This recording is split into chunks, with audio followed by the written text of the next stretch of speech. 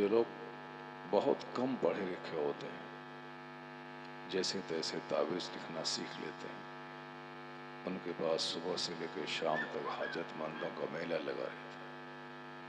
بخاری شریف پڑھانے والے شیخ الحدیث کی تنخواہ نہیں کے برابر ہوتی، لیکن یہ کم پڑھے لکھے عامل لوگ ایک مہینے میں کئی لاکھ روپے کما لیتے ہیں، صرف اس لیے کہ آج کل ہر آدمی ارجنٹ میں اور فوری کام چاہتے ہیں کہ تعویذ کوئی لکھ کے دے دے اور میرا کام بن جائے۔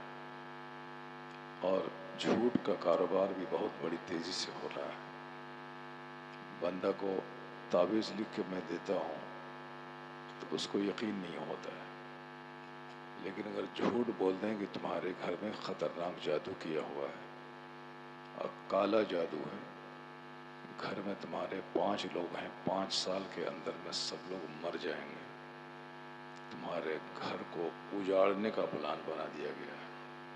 اب وہ سامنے والا بندہ اس جھوٹ پر یقین کرتے ہوئے وہ کہتا ہے کہ کتنے پیسے آپ لیں گے؟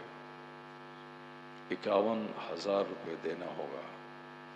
5100 روپے جو مسجد اور مدرسہ اور غریبوں کو نہیں دیتے ہیں، وہ 51,000 روپے کا انتظام کر کے اس جھوٹے عامل کو دے دیتے ہیں، اس کا کام وہ کرتے ہیں۔ تو جھوٹے عاملوں کے پاس جانے کی ضرورت نہیں، جو نیک پرہیزگار متقی نمازی لوگ ہیں ان کے پاس جانے میں حرج نہیں ہے۔ لیکن آپ اگر کثرت سے درود پڑھتے ہیں، روزانہ سورہ یاسین شریف کی تلاوت کرتے ہیں، سورہ مزمل، سورہ ملک کی تلاوت کرتے ہیں، تو پھر ان کے پاس بھی جانے کی ضرورت نہیں ہے۔ آپ قرآن پڑھیں اور قرآن پڑھنے کے بعد دعا کریں۔ آیا ہے کتاب میں کہ قرآن کریم کی تلاوت کے بعد جو دعا کی جاتی ہے وہ دعا قبول ہوتی ہے۔ اور جس گھر میں سورہ بقرہ کی تلاوت ہو، بغیر تعویذ کے اس گھر سے بھوت پریت شریر قسم کے جنات ایسے ہی بھاگ جاتے ہیں۔ تو آج جو کام کرنا چاہیے وہ کام لوگ کرتے نہیں، اور جو کام نہیں کرنا چاہیے وہ کام لوگ کرتے ہیں۔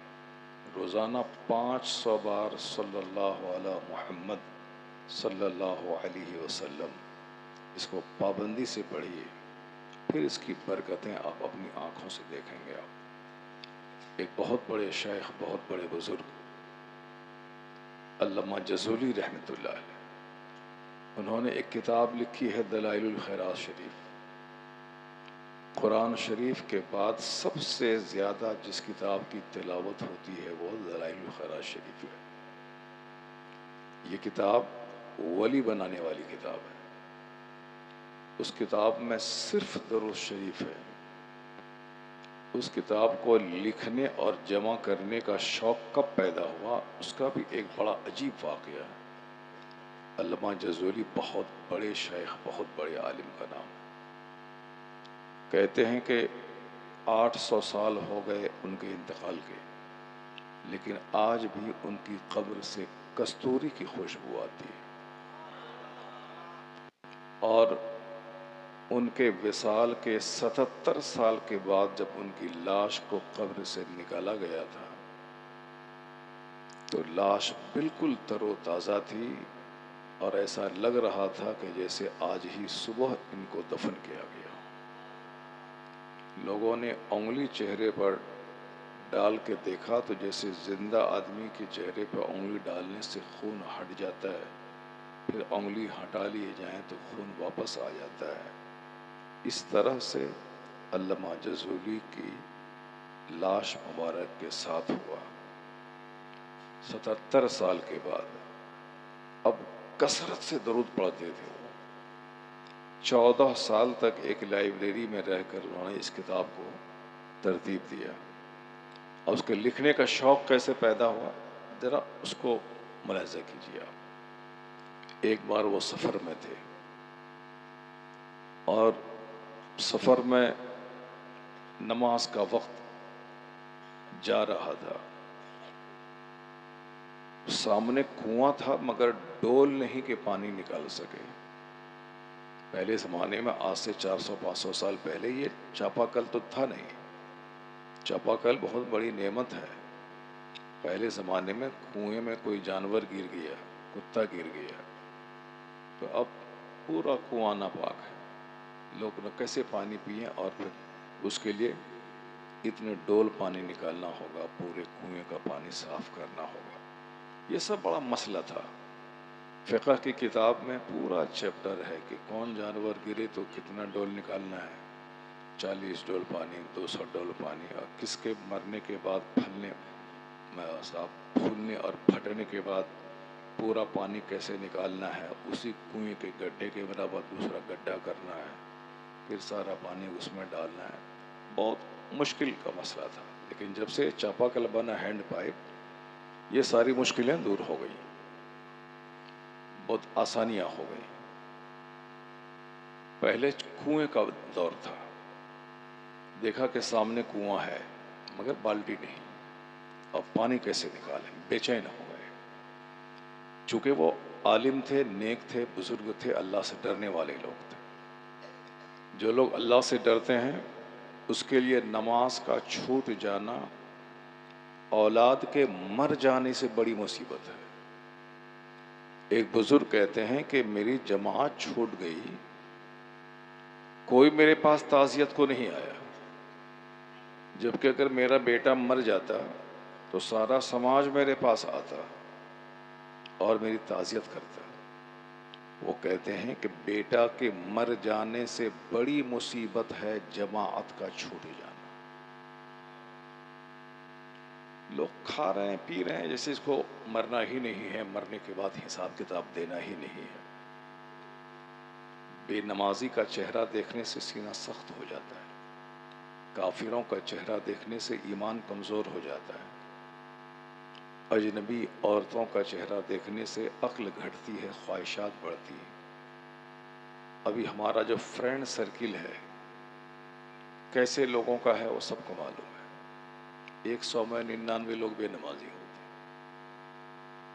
سب اکثر لوگ فاسق و فاجر ہوتے ہیں، جبکہ دوست نیک لوگوں کو بنانا چاہیے تاکہ میں اگر غلط کام کروں تو میرا یہ دوست مجھ کو ٹوک کے سیدھے راستے پہ لے چلے.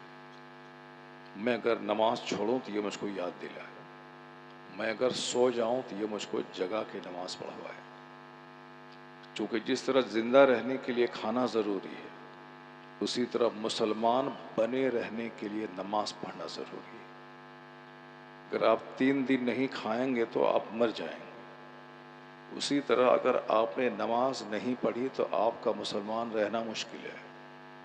آپ بھلے ہی بولتے رہیے میں مسلمان ہوں مسلمان ہوں، مگر آپ پرفیکٹ مسلمان نہیں ہیں. حدیث میں آیا ہے کہ من ترک الصلاۃ متعمدا فقد کفر، جس نے جان بوجھ کر نماز کو ترک کیا اس نے کفر کیا، کفر کے قریب پہنچ گیا. ایک حدیث میں آیا ہے کہ بے نمازی کا انجام فرعون کے ساتھ ہوگا. وہ فرعون جو گھٹیا قسم کا کافر تھا، جس کو اللہ نے پانی میں ڈبا کے مارا، جس نے خدائی کا دعویٰ کیا تھا، جس کی لاش 3000 سال سے اب تک مصر کے مردہ عجائب گھر میوزیم میں موجود ہے. دنیا بھر کے لوگ اس کو دیکھنے جاتے ہیں. کروڑوں روپے سالانہ مصر کی گورنمنٹ کی آمدنی ہے. وہ فرعون کی ڈیڈ باڈی کو لوگ دیکھنے جاتے ہیں، کیونکہ 3000 سال ہو گئے آج تک اس ہڈی کا ڈھانچہ موجود ہے. کیوں؟ قرآن شریف میں اللہ نے کہا کہ جب فرعون پانی میں ڈوبنے لگا تو بولا کہ اب میں ایمان لاتا ہوں. اللہ نے کہا کہ ابھی تو ایمان لاتا ہے، الآن وقد عصیت قبل وکنت من المفسدین. آج تو ایمان لاتا ہے، اس سے پہلے تو فسادی اور باغی تھا. فَالْيَوْمَ نُنَجِّيكَ بِبَدَنِكَ لِتَكُونَ لِمَنْ خَلْفَكَ آیَةً. اللہ نے کہا کہ آج میں تیری لاش بچاؤں گا، ڈیڈ باڈی، تاکہ جو لوگ بعد میں آئیں وہ جان جائیں کہ مغرور کا انجام کیا ہوتا ہے. اللہ نے کہا کہ میں آج تیری ڈیڈ باڈی بچاؤں گا، تو آج 3000 سال سے اس کی ڈیڈ باڈی ہے، موجود ہے، ہڈی کے ڈھانچے کی صورت میں۔ اس کا پتہ دنیا کو چلا 1907 میں، جب سر گرافٹن اسمتھ نے ریسرچ کی اور ممیوں کے حنوط کا پتہ لگایا، تب کہا کہ یہ وہی فرعون کی ڈیڈ باڈی ہے جو موسیٰ علیہ السلام کے زمانے میں سمندر میں ڈوبا تھا۔ اب کیسے سمندر میں ڈوبا، کیسے اس پر نمک کی تہ جمی، پھر کیسے اس کی ڈیڈ باڈی سمندر کے کنارے آئی، اور نمک کی تہ جمنے کی وجہ سے اس کی ڈیڈ باڈی سیف رہی، یہ ایک سائنٹیفک ٹاپک ہے۔ مگر قرآن کیا کہتا ہے کہ میں اس کی لاش بچاؤں گا تاکہ آنے والے لوگوں کے لیے اس کی لاش مقام عبرت بنی رہے۔ تو آج جب ویگیانک اس آیت کو پڑھتے ہیں کہ جو ہم نے 1907 میں ریسرچ کے بعد پتہ لگایا ہے، وہ بات قرآن کریم میں موجود ہے 1400 سال سے کہ فرعون کی ڈیڈ باڈی بچائی گئی ہے، تو سائنسداں جب اس کو پڑھتے ہیں تو وہ کہتے ہیں قرآن حق ہے، قرآن سچ ہے، اللہ حق ہے، اسلام سچ ہے۔ اسے ہندوستان میں چند لوگ جو ناچ کود رہے ہیں اسلام کے خلاف، ان کے ناچنے اور کودنے سے کچھ نہیں ہوگا۔ پڑھے لکھے لوگ دنیا میں جیسے پڑھیں گے، صرف اسلام قبول کرنے والوں کی تعداد میں اضافہ ہوتا جائے گا، چونکہ اسلام اندھ وشواس کا مذہب نہیں ہے، اسلام تاریکی میں بھٹکنے والا مذہب نہیں ہے، اسلام روشنی کا مذہب ہے۔ اسلام ریسرچ کرنے کے بعد سارے لوگوں کے دلوں سے قریب رہنے والا مذہب ہے۔ جیسے جیسے دنیا میں ریسرچ بڑھے گی، تحقیق بڑھے گی، اندھ وشواسوں کی تعداد نہیں بڑھے گی، مصطفیٰ کے غلاموں کی تعداد میں اضافہ ہوتا جائے گا۔ اس لیے آپ اسلام کے بارے میں ذرہ برابر فکر مند نہیں ہوں۔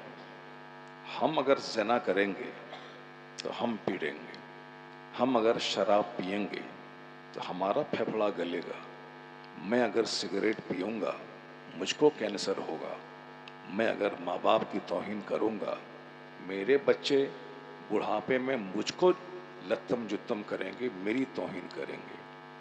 میں جیسے جیتا ہوں، مرنے کے بعد جہنم اور جنت تو وہاں کا فیصلہ ہے۔ اس دنیا میں اچھے لوگوں کو اچھا انعام ملتا ہے، عزت کی صورت میں، شہرت کی صورت میں، صحت اور تندرستی کی صورت میں، راحت قلب کی صورت میں۔ اور جو لوگ گندے ہیں، نماز چھوڑیں، جھوٹ بولیں، سود کھائیں، برائی کریں، وقتی طور پر تو اس کو لذت ملتی ہے، 1 منٹ کی لذت اور 100 سال کی ذلت اس کے حصے میں آتی ہے۔ اس کے گناہوں کی سزا اس کی اولاد کو بھگتنی پڑتی ہے۔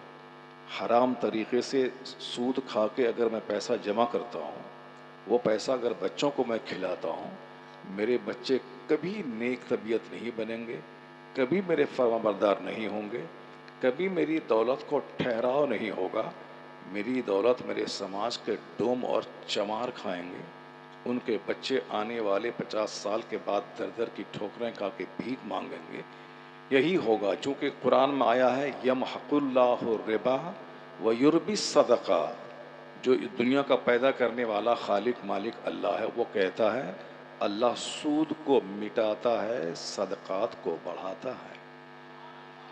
اور ایسا کبھی نہیں ہوگا کہ سود کھانے والا خوب ڈیولپ کر جائے اور زکوٰۃ و خیرات صدقات کرنے والا آدمی کنگال ہو جائے، کبھی نہیں ہوگا۔ دنیا الٹ پلٹ جائے گی، اور اللہ کی بات کبھی جھوٹی نہیں ہوگی۔ اللہ کی بات سچی ہے، اللہ کی بات پرفیکٹ ہے کہ سود اللہ مٹاتا ہے اور صدقات اور خیرات کو اللہ بڑھاتا ہے۔ وقتی طور پر شراب پینے والے کو مزہ ملتا ہے، لیکن اس کا ریزلٹ کیا ہے؟ اس کا ریزلٹ ہے صحت کی تباہی، عزت کی تباہی اور آنے والی نسلوں کی تباہی۔ اس بات کو ہمیشہ گرہ باندھ کے آپ رکھ لیں، جو وہ آدمی بے وقوف ہے جو 1 منٹ کی لذت کے لیے 100 سال کی مصیبت مول لے لے۔ عقل مند وہ ہے جو 1 منٹ صبر کر لے اور 100 سال کی راحت اس کے حصے میں آ جائے۔ गुनाहों का वबाल, चेहरे का नूर अल्लाह छीन लेता है। गुनाहों की सज़ा दुनिया में मिलती है कि औलाद से फर्माबरदारी ख़त्म हो जाती है। इस बात को नोट कर लें, जो फजर की नमाज छोड़ेगा उसके चेहरे का नूर ख़त्म हो जाएगा। जो ज़ोहर की नमाज छोड़ेगा उसकी रोज़ी से बरकत ख़त्म हो जाएगी। वह 1 करोड़ रुपए महीना कमाएगा लेकिन भिखारी रहेगा वो, क्योंकि उसके पास 1 करोड़ रहेगा और 1.5 करोड़ की ज़मीन का सौदा करेगा वो। 1 करोड़ अपना, 50 लाख रुपए 50 आदमी से भीख मांगेगा, कर्जा लेगा। जो कर्ज लेकर के ज़मीन 1.5 करोड़ की खरीद लेगा, लगेगा मैंने ज़मीन खरीद ली है, लेकिन वो सारी ज़िंदगी कर्ज के बोझ में दबा रहेगा। इससे लेगा उसको देगा, उसकी टोपी उसको पहनाएगा, इसी हालत में चक्कर आएगा, गिरेगा और मर के कब्रिस्तान पहुंच जाएगा। कोई फायदा, कोई लज्जत नहीं मिलेगी उसको। वो 1000 एकड़ जमीन में कई हजार कुंटल मकई तो उपजा लेगा, लेकिन रोजी से बरकतें खत्म हो जाएंगी।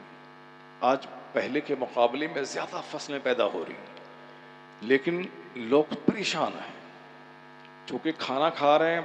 दूसरी सारी इतनी जरूरतों को लोगों ने बढ़ा लिया है कि जितना पैसा हो जाए कम है। एक बहुत बड़े सेठ, खरबपति सेठ ने मुझसे कहा चेन्नई में कि हजरत, पैसा ऐसी चीज है जितना भी हो जाए कम है।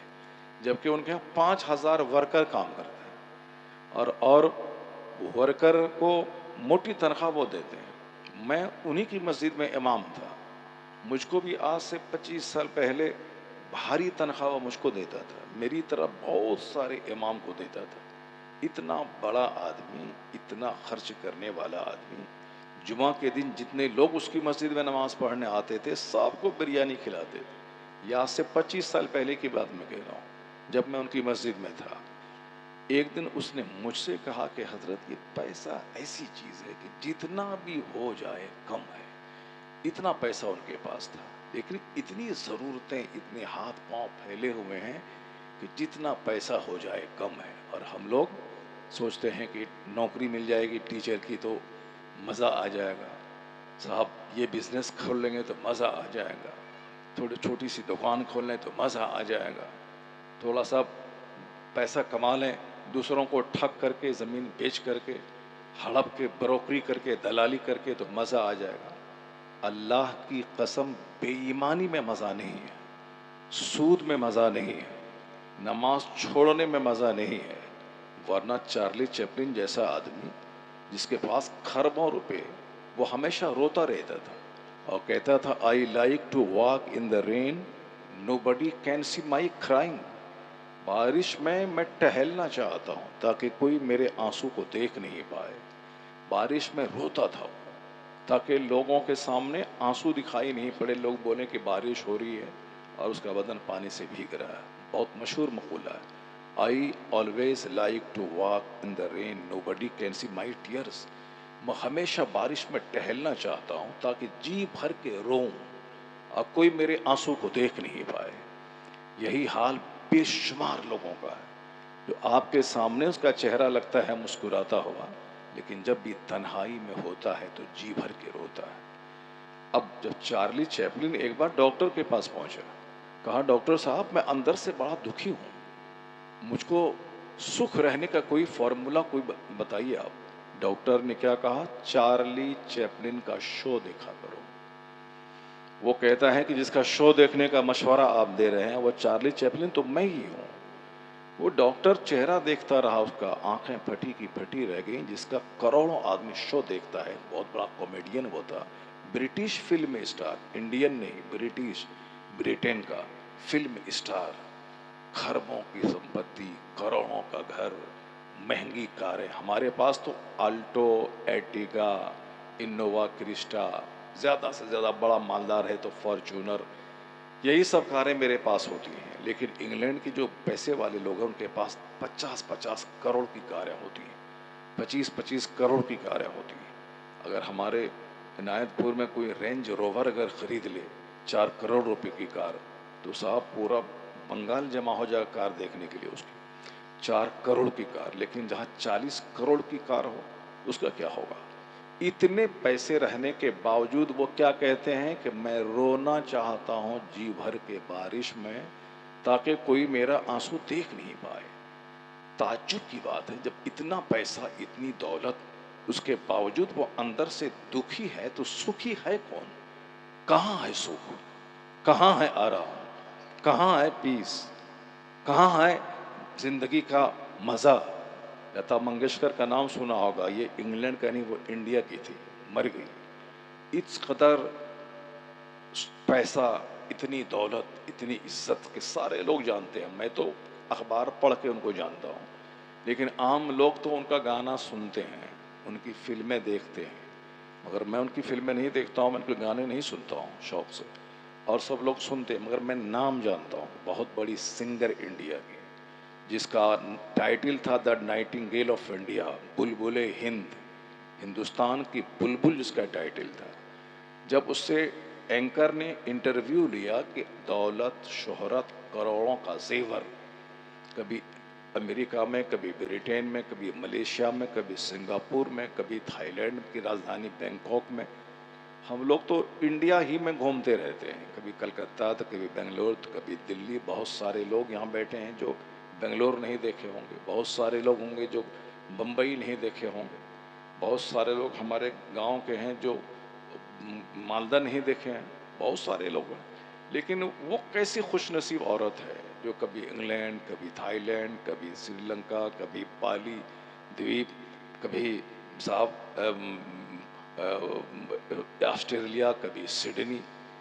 دولت، عزت، شہرت، ساری چیزیں۔ میں کروڑوں کی ایک بات بتا رہا ہوں، ذرا غور سے سننا، گانے بجانے والی بات میں نہیں بتا رہا ہوں، صرف اسی بات کو گرہ باندھ لیں گے آپ تو زندگی کا رہسیہ سمجھ لیں گے، آپ کو زندگی کی سچائی سمجھ میں آ جائے گی، قرآن اور حدیث کی تعلیم سمجھ میں آ جائے گی۔ صرف دوسروں کا منہ دیکھنے اور فلمیں دیکھنے سے زندگی گزارنے کا سلیقہ نہیں آتا ہے۔ یہ کروڑوں کی ایک بات میں کہہ رہا ہوں۔ لتا منگیشکر جی سے جب انٹرویو لیا گیا، پوچھا گیا کہ کروڑوں کا زیور، بمبئی میں کروڑوں کا گھر، مہنگی کار، دنیا بھر کا سفر، تو زندگی کا تو بہت مزہ مل رہا ہوگا، مہنگا جوتا، مہنگی ساڑھی، یعنی کئی لاکھ روپے کی ساڑھی، گھر میں کروڑوں کا زیور۔ تو وہ کہنے لگی کہ جو میں چاہتی تھی وہ مجھ کو نہیں ملا، جو میں چاہتی تھی وہ مجھ کو نہیں ملا، اب آئی لائک ٹو ڈائی، میں مرنا چاہتی ہوں، میں اب مرنا چاہتی ہوں، جو چاہتی تھی وہ مجھ کو نہیں ملا۔ یہ بتائیے کہ بمبئی میں کروڑوں کا گھر ہے، دنیا بھر کا سفر ہے، پارلیمنٹ میں ان کو بولا کر کے ان سے دیش بھکتی کے گیت سنے گئے، پردھان منتری بیٹھ کر ان کا گانا سن رہے ہیں، سارے جہاں سے اچھا ہندوستان ہمارا، وہ پارلیمنٹ میں بیٹھ کے گائی ہے، سارے لوگ، اتنی بڑی شہرت، عزت۔ وہ کہتی ہے کہ جو میں ڈھونڈتی تھی مجھ کو نہیں ملا، اس لیے اب میں مرنا چاہتی ہوں۔ اینکر، اس کا انٹرویو چھپا دا ٹائمز آف انڈیا میں، انگریزی کا اخبار ہے، اس کا انٹرویو چھپا، اب میں مرنا چاہتی ہوں۔ کیا چاہتی تھی وہ؟ کیا ڈھونڈتی تھی؟ عزت، شہرت، دولت، سب کچھ ہے، جس کے لیے ہم لوگ بے چین ہیں، للائت ہیں، نمازیں چھوڑتے ہیں، جھوٹ بولتے ہیں، دوسروں کو ٹھگتے ہیں، ماں باپ کی خدمت نہیں کرتے ہیں، سماج کے لوگوں سے دور رہتے ہیں، جس پیسے کے لیے ہم لوگ مارے مارے پھرتے ہیں، نہ جانے کون سا کرم ہے جو ہم لوگ نہیں کرتے ہیں تاکہ پیسہ کمائیں اور زندگی کا مزہ مل جائے۔ ہم لوگ 100 سال رگڑ کے رہیں گے، اتنا پیسہ نہیں کما پائیں گے جتنا پیسہ وہ ایک گانا گانے کے بعد کماتی تھی، مگر اس کے باوجود وہ کہتی ہے کہ جو میں ڈھونڈتی تھی وہ مجھ کو نہیں ملا۔ کیا ڈھونڈتی تھی؟ سکون ایک دل تلاش کرتی تھی کہ دل مطمئن رہے، سچی خوشی ملے۔ وہ کہتی ہے کتنے گانے سنوں، کتنی فلمیں دیکھوں، جب پارٹی فنکشن گھر میں ہوتا ہے، لوگ آتے ہیں، تھوڑا اچھا لگتا ہے، لیکن جب سارے رشتہ دار چلے جاتے ہیں تو دیواریں کاٹنے دوڑتی ہیں۔ بمبئی شہر کی کروڑوں کے گھر کی دیوار کاٹنے دوڑتی ہے، ان کو اچھا نہیں لگتا ہے۔ یہ سکون دل کہاں ملتا ہے؟ Charlie Chaplin, British film star, وہ رو رہا ہے، صاحب یہ تنہائی میں اپنے گھر کی دیواریں اس کو کاٹ رہی ہیں. اس طرح دنیا کے کروڑوں لوگ ہیں جس کو ہم دیکھتے ہیں کہ وہ 50 کروڑ کی کار پہ چل رہا ہے, بڑا مزہ ہوگا, مگر اندر سے وہاں کان لگانے کے بعد ان کی کار سے آنسو اور سسکیوں کی آواز آتی ہے. تو پتہ یہ چلا کہ خوشی وہاں نہیں ہے جہاں میں ڈھونڈ رہا ہوں, راحت وہاں نہیں ہے جہاں میں تلاش کر رہا ہوں. نہ نوکری راحت میں ہے, نہ راحت نوکری میں ہے, نہ سکون پیسوں میں ہے, نہ زندگی کا مزہ کروڑوں کے زیور میں ہے. تو مزہ ہے کہاں؟ مزہ دینے والا اللہ ہے جو مجھ کو پیدا کرنے والا ہے. اب میرا پیدا کرنے والا قرآن میں ایک فارمولہ دیا ہے کہ میرے بندے الا بذکر اللہ تطمئن القلوب, جان لے کے دلوں کو آرام اللہ کے ذکر میں ملتا ہے, دلوں کو سکون اللہ کی یاد میں ملتا ہے, دلوں کو چین تلاوت عبادت اور سجدوں میں ملتا ہے. لوگ صوفہ میں سکون تلاش کر رہے ہیں, سکون تو سجدے میں ہے. لوگ اخبارات میں سکون تلاش کر رہے ہیں, سکون تو قرآن کی تلاوت میں ہے. لوگ ادھر ادھر گھومنے میں سکون تلاش کر رہے ہیں, سکون تو اللہ نے مسجد کی چٹائی میں رکھا ہے. اس بات کو گرہ باندھ کے رکھ لیں کہ سکون نہیں ہے عربوں میں کھیلنے میں, سارا سکون اللہ نے اپنی عبادت میں رکھا ہے. اس سے بڑھ کر کوئی سکون نہیں. سرکار غوث اعظم کے پاس 4 بیویاں تھیں, ہمارے پاس ایک بیوی رہتی ہے تو لڑائی جھگڑا لتم جتم کیس مقدمہ پنچایتی تھانہ پولیس سب ہے. ایک بیوی میں اکتا گئے زندگی سے. 2 بیٹے میں بس دوائی کھلا دو تو کوپٹی لگا دو تو نیرود کا استعمال کرو. 4 بیٹے ہوں, 4 بچے پیدا ہوں, یہ سارا تماشا ہوتا ہے. لیکن غوث اعظم رضی اللہ تعالیٰ عنہ کو 49 اولاد, 49 اولاد. وہ غوث پاک جس کا لنگر آپ کھاتے ہیں, وہ غوث اعظم جس کے نام کی نیاز آپ کھاتے ہیں, وہ غوث اعظم جس کے نام کا آپ وظیفہ کرتے ہیں یا شیخ عبد القادر جیلانی شیئن للہ, وہ غوث اعظم جس کو آپ سنکٹ کی گھڑی میں پکارتے ہیں, جو خدا نہیں مگر خدا کا ولی ہے, سارے ولیوں کے سردار ہے. اس غوث اعظم کو 4 بیویاں تھیں, کوئی لڑائی نہیں, کوئی جنگ نہیں, کوئی جھگڑا نہیں.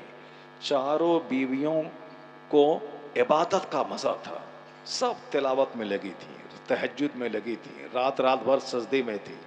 ان کو سجدے سے فرصت نہیں کہ وہ آپس میں لڑائی کریں, تلاوت سے فرصت نہیں کہ وہ شوہر سے جھگڑیں کہ مجھ کو پیسہ دو.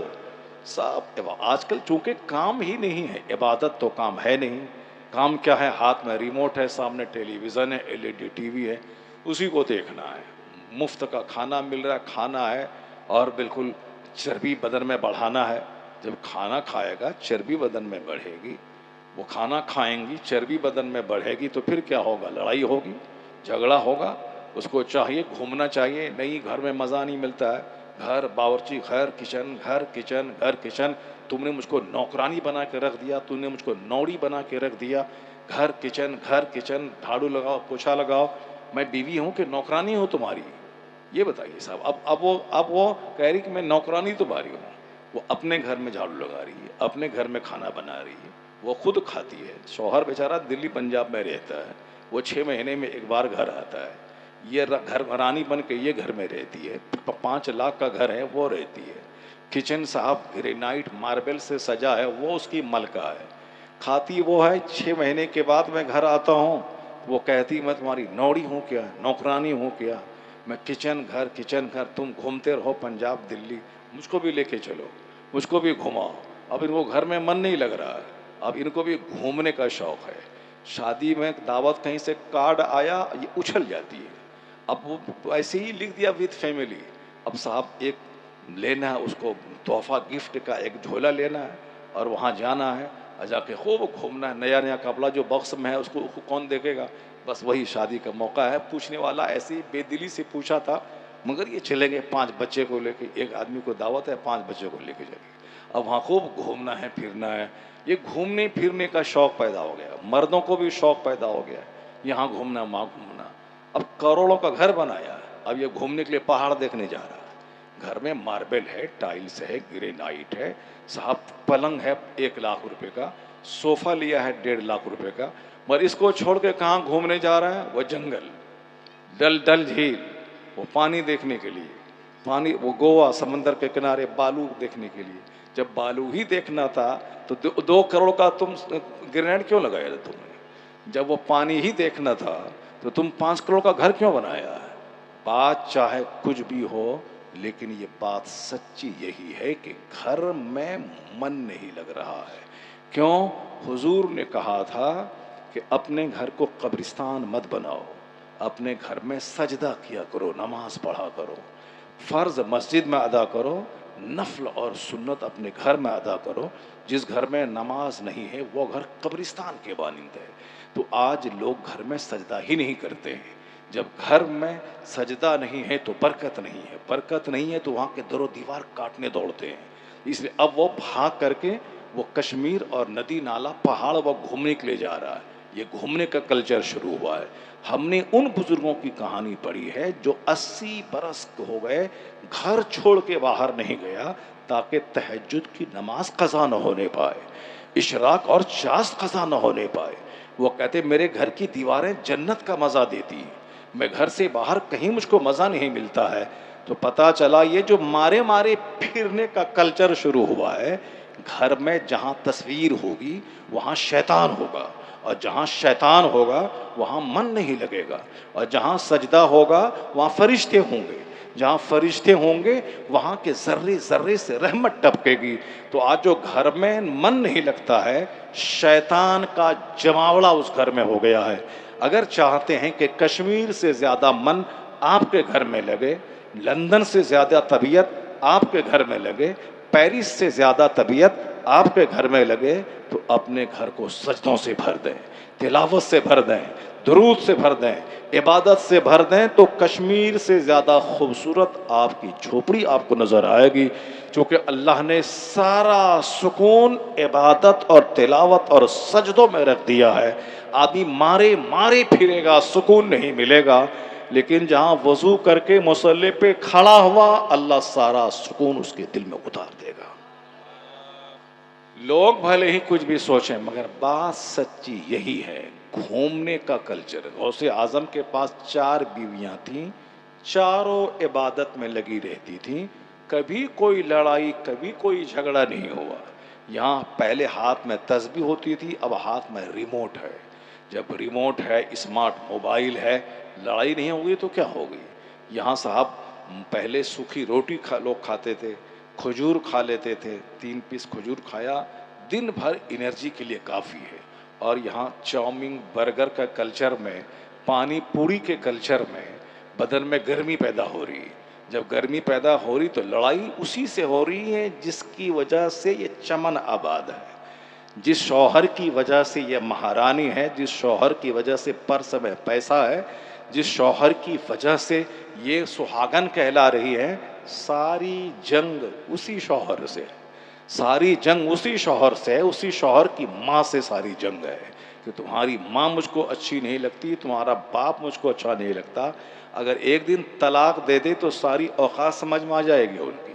फिर ये अपने बाप के घर में बैठेंगी, यहाँ केस, यहाँ मुकदमा, यहाँ कचहरी, और ये मुखिया, ये सदर, ये एमएलए, ये विधायक अब पड़ी रहें घर में। जब अल्लाह ने नेमत दी है शौहर की सूरत में, तो अब उसी से जंग करना, लड़ाई करनी है।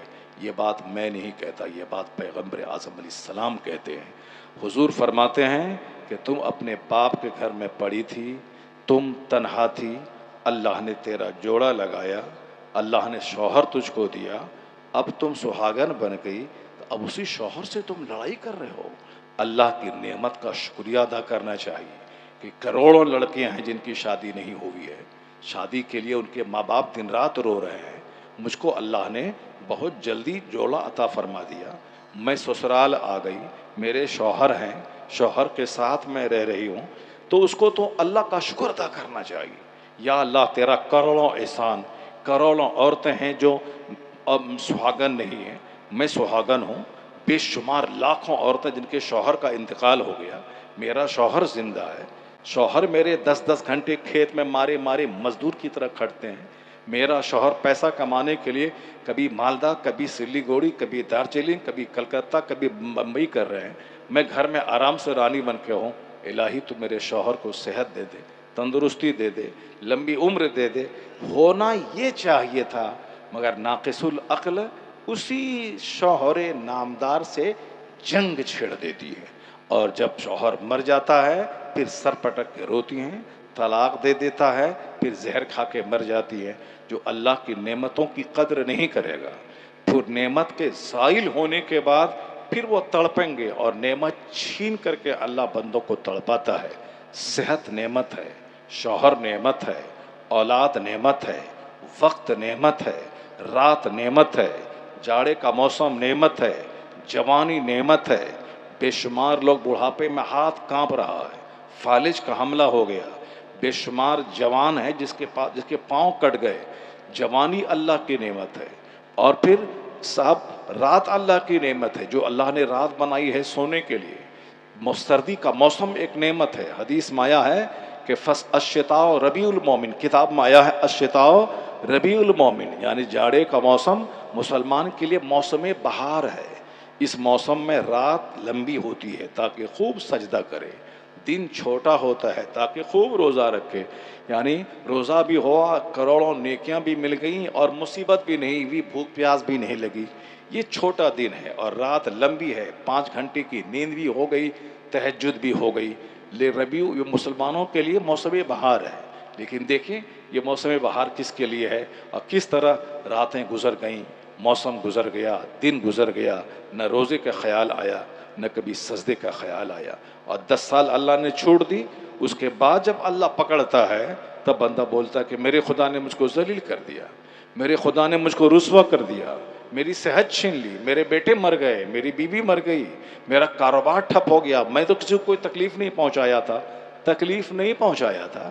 حدیث میں آیا ہے جو فجر کی نماز چھوڑے گا چہرے کا نور ختم ہو جائے گا، جو ظہر کی نماز چھوڑے گا روزی سے برکت ختم ہو جائے گی۔ نماز فرض ہوئی تھی 15 سال کی عمر میں، ابھی عمر ہے بندے کی 40 سال، یہ بتا دیجئے کہ 25 سال اللہ نے چھوٹ دی ان کو، جبکہ جس دن فجر کی نماز چھوڑا تھا اسی دن اس کو زمین میں دھس جاتا وہ۔ اگر اللہ غضب فرماتا، ناراض ہوتا، اگر فوری سزا دیتا اسی دن اس کو زمین میں دھسا دیتا، اور مگر اللہ نے 25 سال کی چھوٹ دے دی۔ روزانہ نمازیں چھوڑتا رہا، 25 سال تک اس کی روزی کو گھٹایا نہیں، اس کے کاروبار کو ٹھپ نہیں کیا۔ لیکن یہ آج کاروبار اگر ٹھپ ہوا ہے، یہ 50 درگاہوں پہ مارے مارے جا کے پھرتا ہے، اور عالموں سے کہتا ہے کہ ہم تو کچھ نہیں کیے تھے مولانا صاحب، ہماری روزی کیوں گھٹ گئی؟ ہم تو 2-4 روپیہ مسجد میں چندہ دیتے تھے، جبکہ 1 لاکھ میں 2500 روپے زکوٰۃ دینا تھا، 1 کروڑ میں 2.5 لاکھ روپے زکوٰۃ فرض ہے، 1 ٹاکا بچا رہا سارا مال تباہ و برباد کر دے گا۔ 1 کروڑ میں 2.5 لاکھ روپے، 1 لاکھ میں 2,500 روپے زکوٰۃ دینا ہے۔ یہ دیا کتنا؟ 50 روپے کسی غریب کو، بولا میں تو بہت خیرات کیا، 50 اس کو دیا، 5 اس کو دیا، 10 اس کو دیا، 5 اس کو دیا، جبکہ فرض تھا اس پر 1 لاکھ میں 2500 روپے، 2 لاکھ میں 5,000 روپے، 4 لاکھ میں 10,000 روپے، 1 کروڑ اللہ نے دیا ہے تو 1 کروڑ میں 2.5 لاکھ روپے، یعنی 2.5% زکوٰۃ نکالنا ہے۔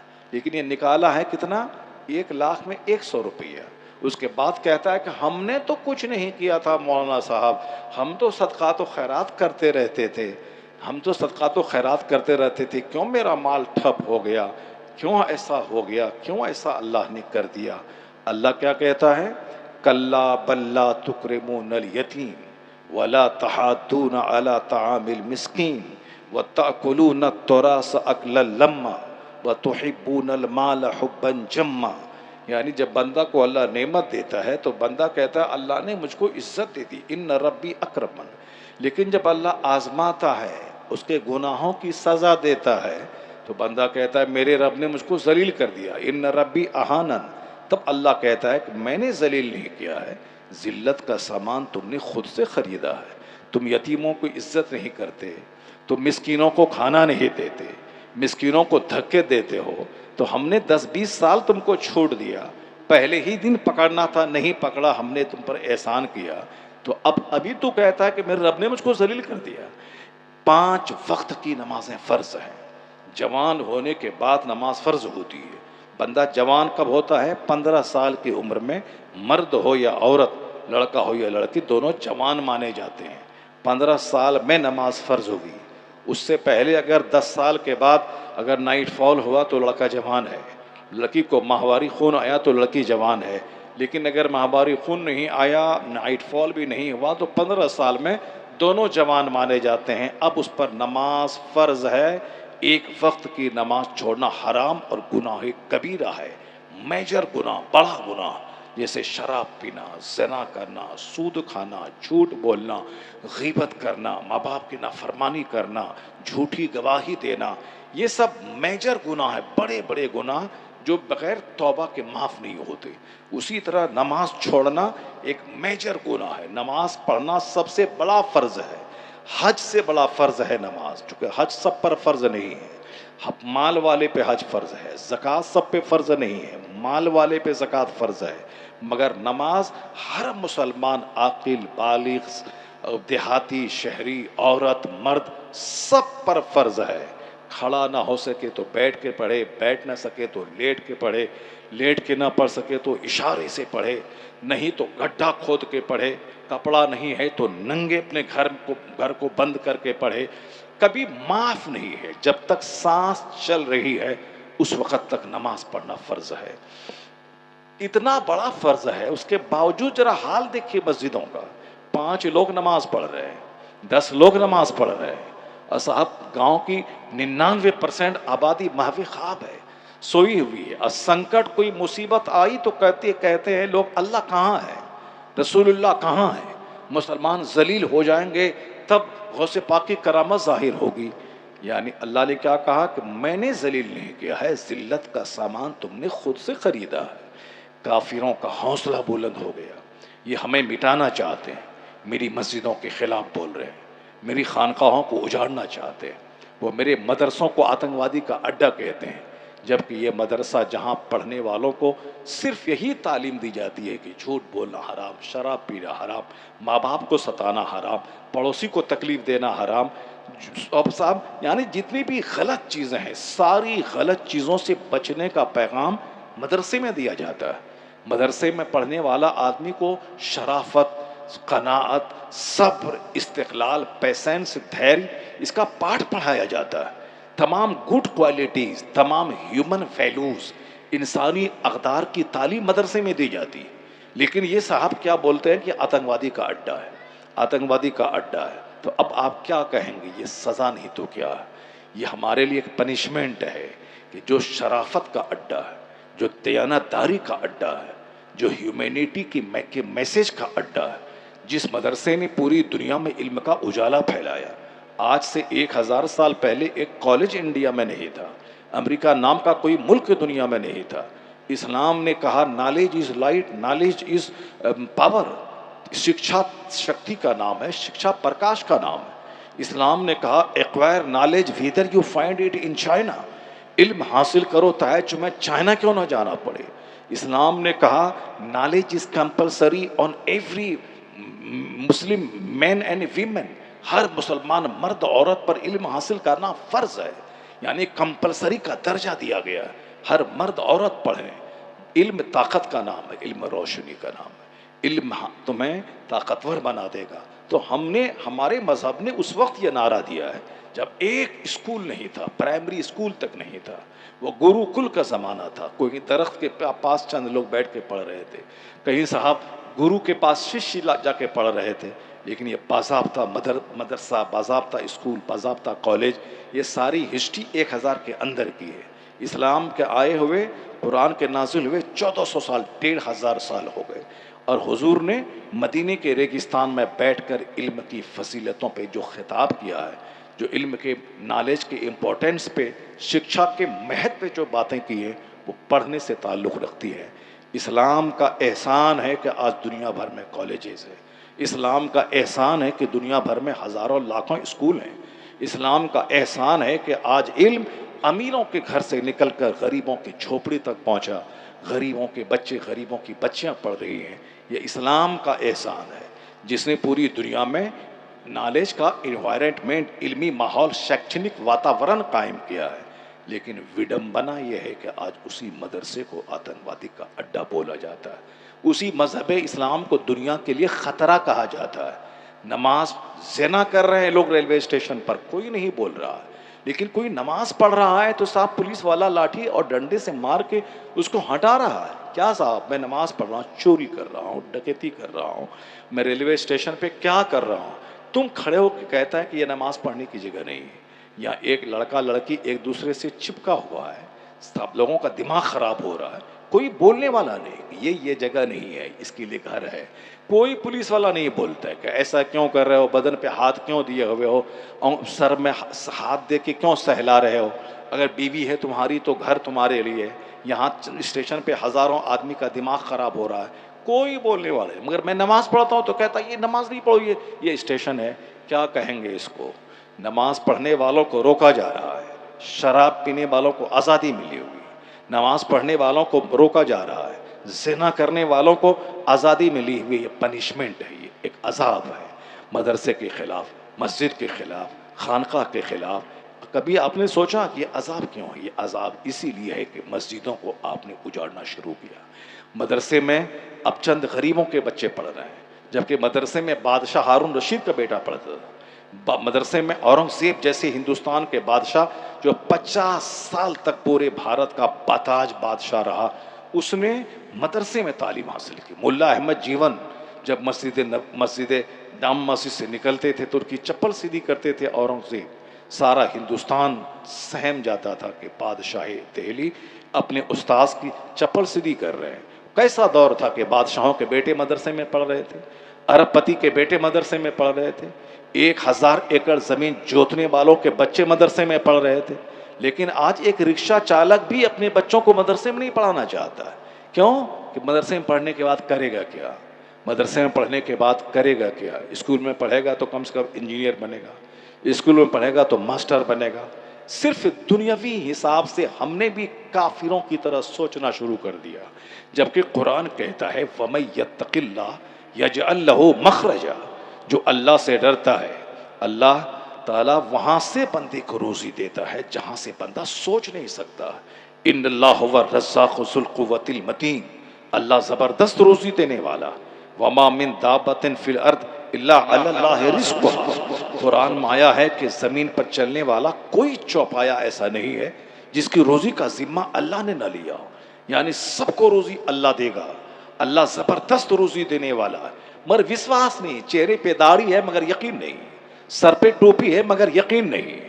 اب جب یقین نہیں ہے اسی لیے جھوپڑی والے کے بچے بھی کرسچنوں کے اسکول میں پڑھ رہے ہیں، رکشہ چالک بھی اپنے بچوں کو اسکول میں پڑھا۔ وہ مدرسہ جو مانوتا کی فیکٹری ہے، وہ مدرسہ جہاں پڑھنے کے بعد بندہ عالم بنتا ہے، عالم کا مطلب نائب پیغمبر بنتا ہے، 1000 ایکڑ زمین کا جوتنے والا زمیندار کہلاتا ہے، مگر نائب پیغمبر نہیں۔ نائب پیغمبر وہ کہلاتا ہے جس کے سینے میں قرآن حدیث کا علم ہوتا ہے، وہ کرائے کے گھر میں رہے، 5000 مہینہ کمائے، مگر وہ نائب پیغمبر ہے، نائب رسول ہے، رسول پاک کے نائب ہے۔ وہ اتنا بڑا مرتبہ جس طرح مصطفیٰ جان رحمت کا مرتبہ ہے، اس طرح اس کا نائب بھی وہ اپنے لوگوں میں ممتاز اور منفرد ہوتا ہے، مگر وشواس نہیں رہا۔ مدرسے پیسے سے سب کو جوڑ دیا گیا، یعنی علم کو پیسے سے جوڑ دیا گیا۔ اب انجینئر کی صورت میں جانور، ڈاکٹر کی صورت میں ہتھیارہ، صاحب اسکول ٹیچر کی صورت میں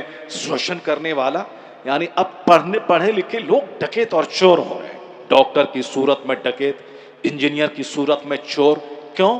اس لیے کہ انجینئر بننے کا مقصد ہے مال کمانا، ڈاکٹر بننے کا مقصد ہے مال کمانا۔ جب پڑھائی کو مال سے جوڑ دیا گیا تو اب انسان کہاں ملیں گے جس کے سینے میں مانوتا کا درد ہو، جن کے سینے میں ہردے ہو، جن کے ہردے میں درد ہو، جن کے ہردے میں سمپیتھی ہو؟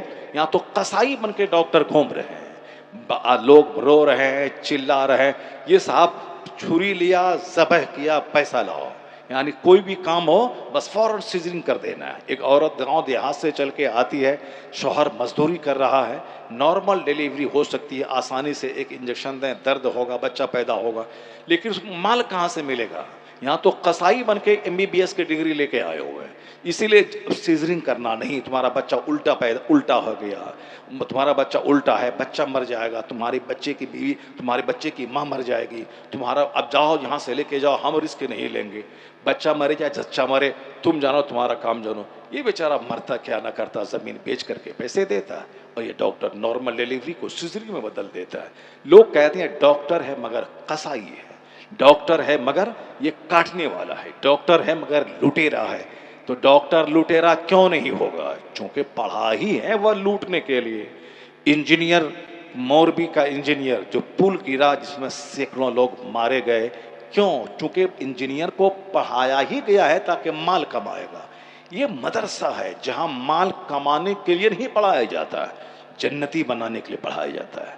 جہاں شریف بننے کے لیے پڑھایا جاتا ہے, جہاں سماج کا رکشک بننے کے لیے پڑھایا جاتا ہے, شبھ چنتک بنانے کے لیے پڑھایا جاتا ہے. اللہ روزی ان سے زیادہ اچھی روزی ان کو دیتا ہے, ان سے زیادہ عزت ان کو دیتا ہے, لیکن مقصد ہے دین کی خدمت. مقصد ہے جلسہ کرا کے ہزاروں آدمی کو جمع کر کے. اب یہاں میں ابھی 1 گھنٹے سے خطاب کر رہا ہوں, میں نہیں بولا کہ چوری کر کے پیسہ کماؤ, ڈکیتی کر کے پیسہ کماؤ. ماں باپ کو چھوڑو یار, مال سب سے بڑی چیز ہے, مال کماؤ. نماز روزہ کون 5 بار مسجد دوڑ کے جائے گا؟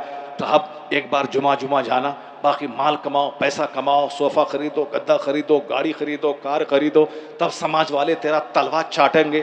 اگر کار نہیں رہے گی تو کوئی سلام تک نہیں کرے گا. کار دروازے پہ رہے گی, مکان رہے گا تو 50 آدمی تمہارے پاس رشتہ لے کے آئے گا. گاڑی نہیں رہے گی, مکان نہیں رہے گا تو تیری خوبصورت بیٹی کو کوئی پوچھے گا نہیں, تیرا بیٹا کو کوئی پوچھے گا نہیں. میں نے اس پورے 1 گھنٹے کی تقریر میں نے یہ نہیں کہا کہ تم قصائی بن جاؤ, لٹیرا بن جاؤ, چور بن جاؤ, ڈکیت بن جاؤ. انجینئر بنو, ڈاکٹر بنو, چاہے چور انجینئر, ڈکیت انجینئر, قصائی انجینئر نہیں. 1 گھنٹے سے میں صرف یہی کہہ رہا ہوں, انسان بنے, جنتی بنے, نیک بنے. سکون اور چین کھرب پتی کے گھر میں نہیں ہے, جھوپڑی میں سکون ہے. جہاں سجدہ ہے وہاں سکون ہے. دوسروں کی قدر کریں. دوسروں کا 1 کھرب کا مال ہے, آپ کے لیے کچھ نہیں ہے. آپ کے لیے جو آپ کی جھوپڑی ہے وہ اس 1 کھرب والے محل سے زیادہ خوبصورت آپ کی جھوپڑی ہے. اس خوبصورت جھوپڑی کو سجدوں سے سجائیں, تلاوت سے سجائیں. یعنی مانوتا کی بات کر رہا ہوں, ہیومینٹی کی بات کر رہا ہوں, علم کی بات کر رہا ہوں, نماز کی بات کر رہا ہوں, شرافت کی بات کر رہا ہوں. یہی ہے مدرسے کے لوگوں کا کام. وہ جمعہ کا خطاب کریں, جنت کی بات 1 لاکھ کے مجمع میں خطاب کریں, جنت و شرافت, حیا اور ایمانداری کی بات. چاہے جہاں بھی رہیں, مدرسے میں بیٹھیں, چاہے اسکول کالج میں بھاشن دینے جائیں, ہر جگہوں پہ شرافت کی بات. تو دنیا کے سارے لوگوں کو مدرسے کو پروموٹ کرنا چاہیے, مدرسے کو بڑھانا چاہیے. کہ اگر قصائی ڈاکٹر کی تعداد روکنا ہے, اگر جانور انجینئر کی تعداد روکنا ہے, اگر چور بروکر کی تعداد روکنا ہے, اگر طلاق دینے والے عورتوں سے زنا کرنے والے زانیوں کی تعداد کو گھٹانا ہے, تو ایک راستہ ہے, مدرسے کی چٹائی کو آباد کیا جائے, لوگوں کو نیک بنایا جائے, لوگوں کو مصطفیٰ کے قدموں میں ڈال دیا جائے, لوگ مصطفیٰ کے غلام بنے, آٹومیٹک دنیا گناہوں سے پاک ہوتی چلی جائے گی. رسول پاک کی غلامی ایک واحد راستہ ہے دنیا میں امن قائم کرنے کا.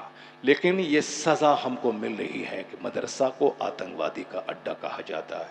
میں نے نمازیں چھوڑ دیں, اسی لیے آج مجھ کو اسٹیشن پر نماز پڑھنے نہیں دیا جا رہا ہے. میں نے اپنی مسجدوں کو ویران کیا, اس لیے ہماری مسجدوں کو ڈھایا جا رہا ہے. اور چور دوسروں ظالموں کو خوش کرنے کے لیے صاحب مسجد کی تعمیر کا ڈھونگ رچا رہے ہیں, ڈرامہ کر رہے ہیں. ہمیں صاحب ٹھگنے اور الو بنانے کا کام کر رہے ہیں, اور ان کے ہاتھوں کا کھلونا بن کر ان کے مفاد کا کام کر رہے ہیں, تاکہ ہم ان کو الجھائیں, اس کے بعد پھر یہ سارا بینیفٹ اس کو ہم پہنچا دیں. ایسے چوروں, ڈکیتوں, لچوں, لفنگوں سے مسلمان سماج بھرا ہوا ہے. اس لیے اے قوم مسلم, عالم کے پاس رہو, عالم کی بات سنو, مسجدوں کو آباد کرو, اپنے گھر کو سجدوں سے آباد کرو. یہ جان لو کہ 50 کروڑ کی کار خریدنے والے کے گھر میں سکون نہیں ہے, لیکن ایک مسجد کا مؤذن جو 5,000 روپے کماتا ہے, جو سائیکل سے چلتا ہے, کبھی دیکھنا کہ 10 گھنٹے کی گہری نیند وہ لیتے ہیں، اور صاحب چہرے کا نور ان کا دیکھنا، یہ نور کہاں سے آیا ہے؟ یہ اذان کا نور ہے، یہ تلاوت کا نور ہے، یہ دینداری کا نور ہے۔ جو مزہ 50 لاکھ کی فارچونر والے کے پاس نہیں ہے، وہ مزہ سائیکل پر چلنے والے کے پاس ہے۔ پتا چلا کہ حرام میں اللہ نے مزہ نہیں رکھا ہے، اللہ نے سارا مزہ حلال کمائی میں رکھا ہے، اللہ نے سارا سکون حلال کمائی میں رکھا ہے۔ اس لیے پیغمبر اعظم علیہ السلام کی تعلیمات پہ عمل کرنا سکون پانے کا سب سے بڑا ذریعہ ہے۔ گھر میں لڑائی کو بند کرنے کا ذریعہ ہے کہ آپ اپنے گھروں میں پیغمبر اعظم علیہ السلام کی سنتوں کا راج قائم کریں۔ شوہر کا مقام بڑا ہے، عورتیں اس کی اہمیت سمجھیں۔ عورتیں ماں باپ گھر بار سب سارا سنسار چھوڑ کے میرے لیے آئی ہے۔ مرد اپنی بیوی کی اہمیت سمجھیں، ان کی عزت کرے، ان کی قدر کرے۔ تو قدر یہ نہیں ہوتا کہ وہ میری قدر کرے تب میں کروں گا، یہ قدر کا سارا ویلو صبر پہ منحصر ہے۔ مجھ کو وہ پان کھلاتے ہیں، میں پان کھلاتا ہوں، یہ کمال نہیں ہے۔ کمال ہے کہ میں پان کھلاتا ہوں، وہ گالی دیتے ہیں، میں پان کھلاتا ہوں، وہ مجھ سے کنارہ کشی اختیار کرتے ہیں۔ تو وہ دے چاہے نہ دے مگر مجھ کو دینا ہے، وہ سلام کرے یا نہ کرے مجھ کو سلام کرنا ہے، وہ مجھ سے ملنے آئے نہ آئے مجھ کو ملنے جانا ہے۔ یک طرفہ طور پر نیکی کر دریا میں ڈال دے، بدلے کی امید نہیں رکھنا ہے۔ یک طرفہ طور پر اچھا کام کرتے جائیں، ایک نہ ایک دن سماج بدلے گا، دل بدلے گا، لوگوں کی سوچ بدلے گی۔ یہاں تو سب ادلا بدلی کرنا چاہتے، وہ آئے گا تب جائیں گے، وہ سلام کرے گا تب کریں گے، وہ ہم کو گفٹ دے گا تب ہم گفٹ دیں گے۔ نتیجے میں سارا سماج جانور بنا ہوا ہے، نہ وہ گفٹ دے گا نہ میں گفٹ دوں گا، نہ وہ سلام کرے گا نہ میں سلام کروں گا، نہ وہ میرے یہاں آئے گا نہ ان کے یہاں میں جاؤں گا۔ سب تنہائی کی آگ میں جی رہے ہیں، سارا سماج تنہائی کے احساس میں مر رہے ہیں، سماج میں ڈسٹینس بڑھ رہا ہے، رشتہ داروں میں دوریاں بڑھ رہی ہیں، صرف زبان پہ غیبت اور چغل خوری کا ماحول پیدا ہو رہا ہے۔ اس کو روکنے کے لیے آپ کو نبی کی غلامی کرنی ہوگی۔ لوگ جلسہ کرواتے ہیں، نماز نام کی کوئی چیز نہیں ہے، مدرسہ کا صدر سیکریٹری بننا چاہتے ہیں پر اپنے بچوں کو مدرسے میں پڑھانا نہیں چاہتے ہیں۔ لوگ کہتے ہیں کہ مدرسے میں بچے نہیں ہیں، بچوں کو لائیے۔ پہلے میں کہتا ہوں جتنا ممبر مدرسے کا ہے سب اپنے بچوں کو پڑھاؤ مدرسے میں، جتنے صدر سیکریٹری ہیں سب پڑھاؤ اپنے بچے کو مدرسے میں۔ مدرسے کے نام کی سرداری کرنی ہے اور اپنے بچوں کو کرسچن کے اسکول میں پڑھانا ہے، مسجد کا متولی بننا ہے اور اپنے بچوں کو کرسچنوں کا غلام بنانا ہے۔ صاحب مسجد کا ٹریزر خزانچی بننا ہے تاکہ سرداری سماج میں کریں، اور اپنے بچوں کو کرسچنوں کے اسکول میں ٹائی پہنا کے بھیجنا ہے۔ یہ دوغلی راجنیتی نہیں چلے گی۔ اگر مدرسے کی ہمدردی ہے، جو مدرسے کا سیکریٹری ہے اس کو اپنے بچوں کو پہلے پڑھانا پڑے گا، جو صدر ہے اس کو پڑھانا پڑے گا، جو مسجد کا متولی ہے اس کو نماز پڑھنا پڑے گا، جو مسجد کا ممبر ہے اس کو نماز پڑھنا پڑے گا۔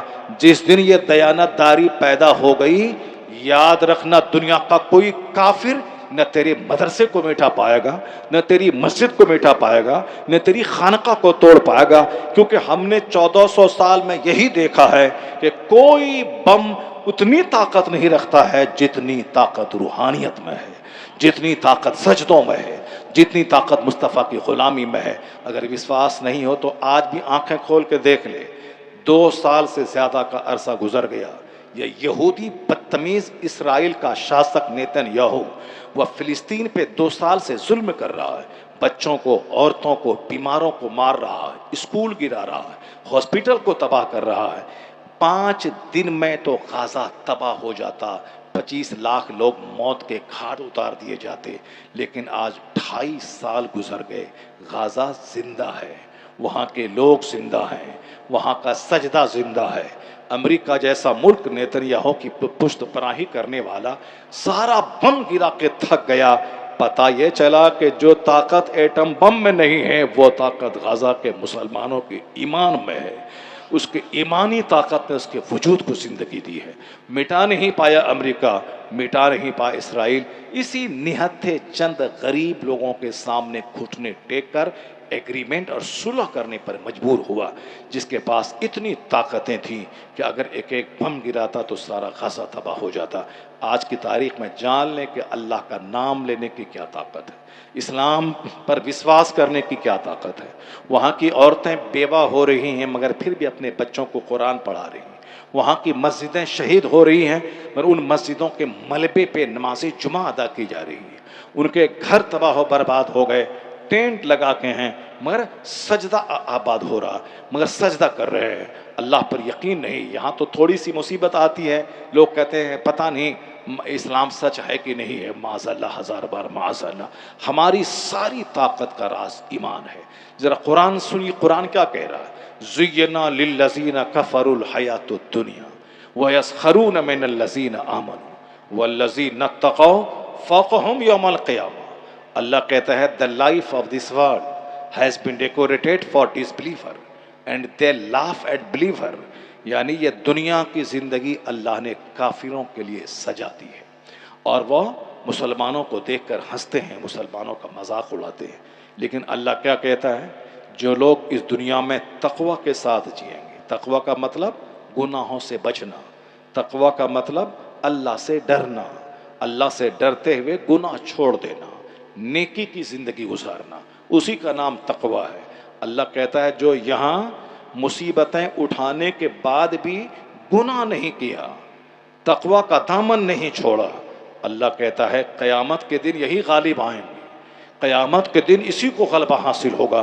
یہ دنیا کا 100 سال 1 سیکنڈ ہے، مرنے کے بعد کا ایک دن دنیاوی گنتی کے حساب سے 50,000 سال کے برابر ہے، 50,000 سال کے برابر۔ اس لیے اصل چیز آخرت ہے۔ مسلمانوں کو 24 گھنٹے صرف آخرت کے بارے میں سوچنا ہے۔ دنیا میں ارب پتی بننا ہے، کاریں خریدنا ہے، گھر مکان بنانا ہے، سب کرنا ہے، مگر ہر کام کے پیچھے آخرت کی سوچ سامنے رکھنی ہے کہ یہ دنیا کا آرام، دنیا کی بلڈنگ سب چھنک ہے، پروویزنل ہے، ٹیمپروری ہے۔ اصل میں آرام آخرت کا، اصل میں آرام جنت کا۔ تو قرآن شریف میں 114 صورتیں ہیں، 114 صورتوں میں صرف آخرت کا بیان ہے، چونکہ آخرت امپورٹنٹ ہے۔ آخرت دنیا کے مقابلے میں سمندر کے مانند ہے۔ حضور کو قسم کھانے کی ضرورت نہیں تھی، مگر حضور نے قسم کھا کے کہا ہے کہ واللہ مد دنیا فی الآخرہ الا مثل ما یجعل احدکم اصبعہ فی الیم فلینظر بما ترجع۔ اس حدیث پاک کو ہر مسلمان کو اپنے گھر کی دیوار میں لکھ کے رکھنا چاہیے۔ لوگ صرف جمعہ نماز پڑھنے کے چکر میں آ رہے ہیں، عید بقرعید کے دن ٹوپی لگا کے نماز پڑھ، جیسے کرسچن لوگ سال میں ایک بار کرسمس ڈے مناتے ہیں، بس سمجھ لیں مسلمان سمجھتے ہیں کہ ہم بھی ویسے ہی کر لیں، نہیں ہوگا۔ جمعہ سے زیادہ اہمیت والی نماز ہے 5 وقت کی نماز۔ عید اور بقرعید سے زیادہ مہتوپورن نماز ہے نماز فجر کی، نماز پنجگانہ۔ عید بقرعید تو ایک سال بھر کی عید کا تہوار ہے، تاکہ چہرے پہ چارمنگ آ جائے، سماج میں مسلمانوں کی یونٹی کا مظاہرہ ہو جائے، بال بچے ہنسی خوشی منا لیں۔ لیکن چونکہ روزانہ کھانا ہے تو روزانہ 5 ٹائم سجدہ کرنا ہے، روزانہ رات میں نیند لینی ہے تو روزانہ سجدہ کرنا ہے، روزانہ 24 گھنٹے آکسیجن میں سانس لینا ہے اللہ کی دی ہوئی ہوا میں، تو کم سے کم 5 بار اللہ کو سجدہ کرنا ہے۔ جمعہ وہ سجدہ کرے گا جو صرف جمعہ کھائے گا، جو عید سال میں عید بقرعید وہ پڑھے گا جو سال میں 2 ہی دن کھائے گا، عید کے دن کھائے گا، بقرعید کے دن کھائے گا۔ لیکن جس کو 24 گھنٹے جینا ہے، جس کو 3 ٹائم ڈیلی کھانا ہے، اس کو تو 5 ٹائم اس کو نماز پڑھنا ہوگا۔ یہ گرہ باندھ کر رکھ لیں۔ اور ہم بھی دوسرے لوگوں کی طرح جمعہ والے بن رہے ہیں کہ ہفتے میں ایک دن فرائیڈے کو چلے جائیں مسجد۔ مجھ سے بڑا پکا مسلمان کوئی نہیں ہے۔ تنہائی میں بیٹھ کے غور کرنا ہوگا، سوچنا ہوگا۔ ذرا غور سے سنیے حضور کیا کہتے ہیں، اللہ کی قسم۔ حضور کو قسم کھانے کی کیا ضرورت ہے؟ حضور نے کہا اللہ ہے، ہم نے مان لیا۔ حضور نے کہا یہ قرآن اللہ کی کتاب ہے، ہم نے مان لیا۔ حضور نے کہا کہ مرنے کے بعد جنت اور جہنم ہے، ہم نے مان لیا۔ حضور نے کہا کہ مرنے کے بعد قیامت قائم ہوگی، حساب کتاب ہوگا، ہم نے تسلیم کیا۔ آمنت باللہ و ملائکتہ و کتبہ و رسولہ والیوم الآخر، ہم نے مان لیا سارے رسولوں پر، کتابوں پر، فرشتوں پر، آخرت کے دن پر، تقدیر پر، سب پر ایمان لایا۔ کیوں؟ حضور نے کہا مسلمان بننے کے لیے یہ ایمان رکھنا ہوگا کہ آخرت ہے، حساب کتاب ہوگا، پل صراط سے گزرنا ہوگا، جنت ایمان اور نیک کام کرنے والوں کا ٹھکانہ ہے، جہنم کافروں، مشرکوں اور بدکاروں کا گھر ہے۔ اس دنیا کو اللہ نے آزمائش کے لیے بنایا ہے تاکہ یہاں چند دن محنت کریں اور کھربوں سال کی جنت میں چلے جائیں۔ اگر چند دن خواہشات کی غلامی کرتے رہے، کھربوں سال کی آگ میں، جہنم میں جلتے رہیے۔ یہی اسلام کی ساری تعلیمات کا نچوڑ ہے۔ ہر گھر میں اسلامی بنیادی تعلیم بچوں کو، اور روزانہ یہ اس کا چرچہ ہونا چاہیے۔ حضور کو قسم کھانے کی ضرورت نہیں تھی، مگر چونکہ بات موسٹ امپورٹنٹ ہے، بہت مہتوپورن ہے، اس لیے حضور نے قسم کھا کے اس کے مہتو کو بتایا ہے۔ اس حدیث پاک کو ہر مسلمان اپنے گھر کی دیوار میں لکھ کے رکھے، راستہ چلتے، گھر آتے جاتے اس حدیث پر نظر پڑے، کیونکہ آج مسجدیں ویران ہیں اسی پیسہ کے چکر میں۔ آج ماں باپ کی خدمت کرنے کا موقع میرے پاس نہیں ہے اسی مال کے چکر میں۔ آج صاحب سماج کی محبتیں مٹ گئیں اسی مال کے چکر میں، مدرسہ کی دیوار اجڑ گئی اسی مال کے چکر میں، مسجدیں ویران ہو گئی اسی مال کے چکر میں۔ جس مال کو میں نے بہت مہتو دیا، اس مال کے بارے میں حضور کیا کہتے ہیں ذرا غور سے سنیے۔ آقا فرماتے ہیں واللہ مت دنیا فی الآخرہ، حضور قسم کھا کے ہم غلاموں کو بات کی اہمیت بتا رہے کہ بات کتنی موسٹ امپورٹنٹ ہے۔ حضور کہتے ہیں اللہ کی قسم، اس دنیا کی مثال جس دنیا کے لیے ہم لالائت اور بے چین ہیں، حضور کہتے ہیں آخرت جو مرنے کے بعد کی دنیا ہے جہاں سب کو جانا ہے، حضور کہتے ہیں تم میں سے کوئی اپنی انگلی سمندر میں ڈال دے، فَلْيَنْظُرْ بِمَا تَرْجَعُ، پھر انگلی کو نکال کے دیکھے کہ کتنا پانی لے کر انگلی لوٹ رہی ہے۔ سمندر، پانی، انگلی ڈالا، انگلی نکالا، 4 قطرے پانی ہے جس سے انگلی بھیگی ہے۔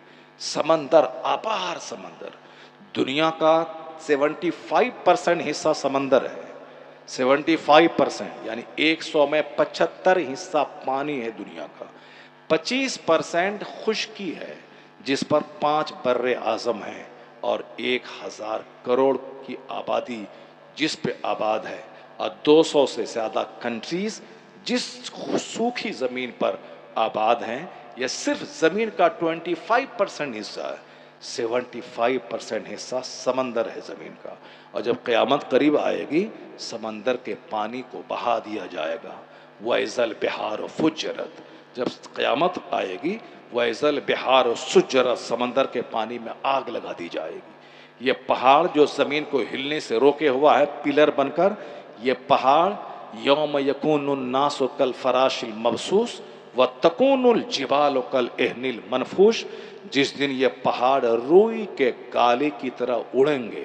جیسے ایک دنیا جب روئی کو دھنتا ہے اور لحاف اور توشک بنانے کے لیے تو روئی کے گالے اڑتے ہیں، اسی طرح اب جتنے پہاڑ ہیں، ہمالیہ پہاڑ سے لے کر دنیا کے سارے پہاڑ روئی کے گالے کی طرح اڑیں گے۔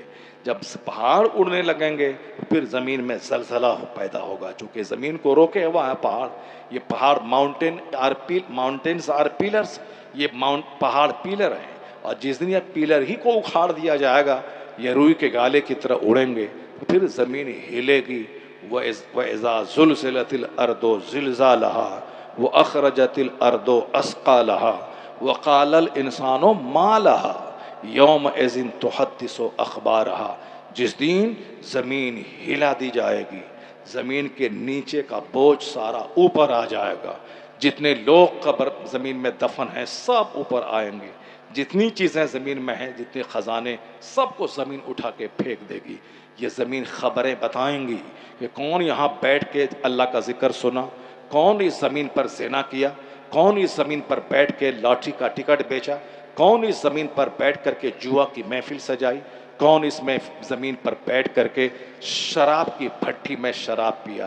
یہ زمین سی سی کیمرہ کی طرح ساری رپورٹنگ کرے گی. یوم اذن تحدث اخبارہا، جس دن زمین اپنی خبریں بتائیں گی.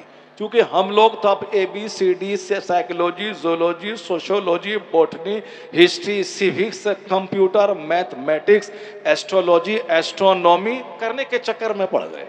جو اصل علم تھا، جو علم انسانیت کو جنم دیتا، جو علم دنیا سے کرائم کو مٹاتا، جو علم دنیا میں آدمیوں کی تعداد بڑھاتا، جس علم سے دنیا میں شریفوں کی تعداد میں اضافہ ہوتا، اس علم کا تو کوئی نام ہی نہیں لے رہا ہے. سب صرف 2 روٹی کمانے اور پیٹ بھرنے کا علم حاصل کر رہا ہے.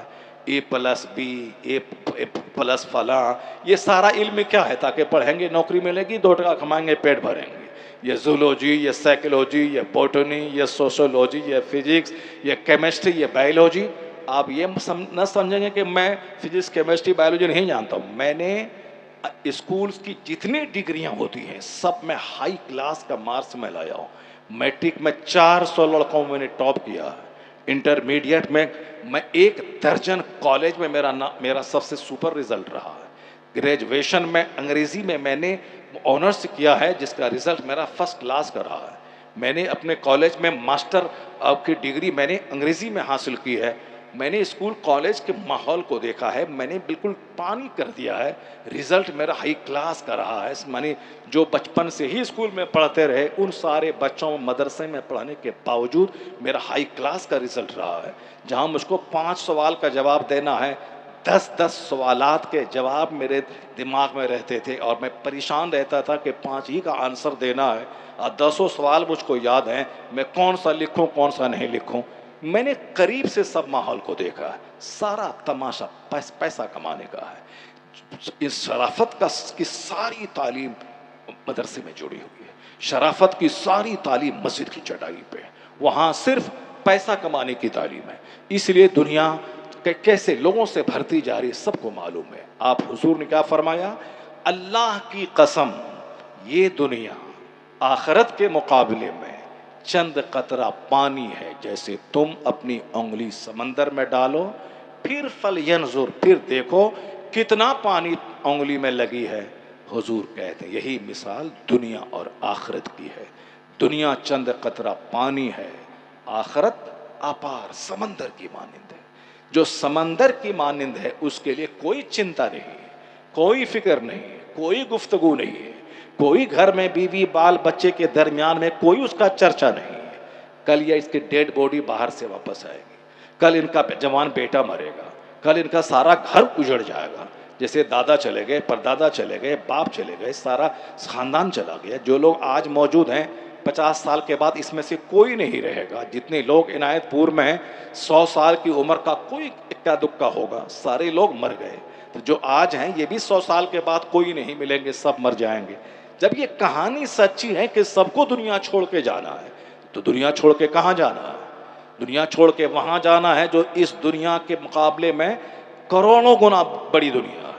یہ دنیا پانی کے قطرے کے برابر ہے، وہ دنیا سمندر کے مانند ہے. تو جو سمندر کے مانند ہے، جہاں موت نہیں ہے، جہاں سدا رہنا ہے، جہاں اربوں خربوں سال رہنا ہے، جہاں موت ہی نہیں آئے گی، تو آدمی کو چاہیے کہ کم سے کم 99% بندہ آخرت کے بارے میں سوچے، 99% نماز روزی حج و زکات کے بارے میں سوچے، 1% دنیا کے بارے میں سوچے. اور یہاں 99% دنیا کے بارے میں سوچا جا رہا ہے اور 1% بھی آخرت کے بارے میں فکر نہیں ہے. اب اگر ذلت آئے گی تو بندہ کو چیخنا نہیں چاہیے کہ اللہ کہاں ہے، رسول اللہ کہاں ہے، غوث کہاں ہے، خواجہ کہاں ہے، فرشتوں کی مدد کہاں ہے. میدان بدر میں جو 5000 فرشتے آسمان سے زمین پہ اتر کے مسلمانوں کو فتح دلایا، وہ فرشتوں کی مدد کہاں ہے؟ نہیں بولنا چاہیے. اس لیے نہیں بولنا چاہیے، یہ بولے کہ آپ کہاں ہیں. اللہ تو آپ کی شہرک سے زیادہ قریب ہے. رسول پاک تو کہ آپ النبی اولا من نبی مسلمانوں کی جان سے زیادہ قریب ہے. تو آپ کہاں ہیں، آپ کہاں کھڑے ہیں، اس پر تبصرہ کیجئے. نبی تو اپنی قبر میں رہ کر ہم کو دیکھ رہے ہیں. نبی تو ہر مسلمانوں کے گھر میں ان کی روح موجود ہے. انا روح النبی موجود فی بیوت اہل الاسلام. آپ اپنے گھر میں سلام کرتے ہیں السلام علیکم ایھا النبی، نبی کی روح ہر مسلمان کے گھر میں موجود رہتی ہے. نبی موجود ہے. اللہ تبارک تعالیٰ تو شہرک سے زیادہ قریب ہے. غوث اعظم کو اللہ نے اتنا بڑا مرتبہ دیا ہے کہ یا غوث کہتے ہیں ماں باپ بھائی بہن بعد میں، غوث پاک کی مدد پہلے پہنچتی ہے. یہ مت بولیے کہ غوث کہاں، یہ بولیے کہ آپ کہاں ہیں، آپ کا کلچر کہاں ہے، آپ کی تہذیب کہاں ہے، آپ کی سنسکرتی کہاں ہے، آپ کے شادی بیاہ کا ماحول کہاں ہے، آپ کا عقیقہ ختنہ ولیمہ اور ڈی جے کا ماحول کہاں ہے، آپ کی عورتوں کا پردہ کہاں ہے، آپ کی عورتوں کا حیا کہاں ہے. صرف لگزریس لائف گزارنا، شوہر کا مال ٹھگ کے کھانا اور مزہ دوسرے کے ساتھ کرنا، صرف یہ جو دنیا کو پاپ سے بھر دیا، دنیا کو زنا سے بھر دیا. لگتا ہے کہ دنیا میں ایک ہی کام رہ گیا ہے، شراب زنا، شراب زنا، شراب زنا، جوا سود، بس یہی دو چار کام رہ گیا. یعنی جو شراب نہ بھوک مٹائے نہ پیاس مٹائے، اسے شراب کے پیچھے پاگل ہیں لوگ. زناکاری، جبکہ زناکاری ذلیل کرنے والی چیز ہے. اپنی بیوی سے پیار، اس سے بچے پیدا ہوتے ہیں، اس سے گھر آباد ہوتا ہے. زناکاری سے کیا ہوتا ہے؟ منہ کالا ہوتا ہے، سینہ کالا ہوتا ہے، تہذیب کالی ہوتی ہے، آبادی کالی ہوتی ہے. لیکن دیکھیں صاحب، سب زنا کے پیچھے پاگل ہے. شوہر کو چھوڑ چھوڑ کے بھاگ رہی ہے، اپنی بیوی چار بچے کو چھوڑ چھوڑ کے بھاگ رہے ہیں. ساری دنیا پاگل ہے. کورونا نہیں آئے گا تو کیا آئے گا؟ دنیا میں آگ نہیں لگے گی تو کیا ہوگی؟ دنیا میں کروڑوں کمانے کے بعد لوگ بے چینی کی آگ میں نہیں جلیں گے تو کہاں جلیں گے؟ اس لیے جو سچی بات ہے، پیغمبر اعظم کے فرمان کو گلے سے لگائیے، اپنے گھر کی دیواروں میں مصطفیٰ کے فرمان کو لکھ کے رکھیے. حضور نے بتایا ہے کہ یہ دنیا چند قطرہ پانی ہے، تو چند قطرہ پانی کے لیے زیادہ پاگل ہونے کی ضرورت نہیں ہے. جو مثل سمندر ہے اس کی تیاری کرنے کی ضرورت ہے، اس کی فکر کرنے کی ضرورت ہے، اس کے بارے میں سوچنے کی ضرورت ہے. جب آدمی جنت کے بارے میں سوچے گا تو دنیا اس کو نہیں تڑ پائے گی. دنیا کے چکر میں وہ زہر کھا کے نہیں مرے گا. ہزاروں لڑکے کوٹا میں اب صاحب ITI کی تیاری کرنے جاتے ہیں، وہاں سے اس کی ڈیڈ باڈی گھر آتی ہے. کیوں؟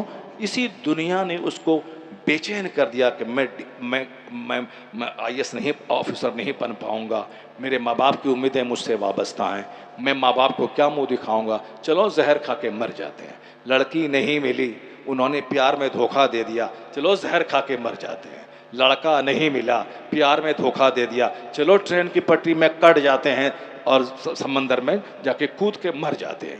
یہ جو جانے جا رہی ہے یہ صرف دنیا کی ہوس میں. لڑکی نہیں ملی تو جان دے دیا، نوکری نہیں ملی تو جان دے دیا، کمپٹیشن فیس نہیں کر پایا تو جان دے دیا. لیکن جس کی نظر جنت پہ رہے گی، جس کی نظر جنت کی حور پہ رہے گی، جس کی نظر جنت کے انعامات پہ رہے گی، وہ دنیا کو تو کوڑی کے تین سمجھے گا، وہ دنیا کو تو ایک دھول سمجھے گا. اس لیے یہاں عورت ملے نہ ملے، شادی ہو نہ ہو، نظر جنت پہ ہے، نظر حور پہ ہے، نظر غلمان پہ ہے، نظر جنتی سونے چاندی کی اینٹ سے بنے ہوئے مکان پہ ہے. اس لیے غوث اعظم کے سلسلے کے ایک بزرگ نے کہا تھا، میرے بیٹے ہزاروں کتابوں پڑھنے سے بچ جاؤ گے، صرف 2 فارمولا کو یاد رکھ لے. دنیا کا کوئی درد، دنیا کا کوئی زخم جہنم کی تکلیف کے مقابلے میں کوئی حیثیت نہیں رکھتا. اور دنیا کا کوئی آرام، چاہے 500 منزلہ گھر ہو، چاہے سونے چاندی کا ڈھیر ہو، جنت کے مقابلے میں کوئی حیثیت نہیں رکھتا.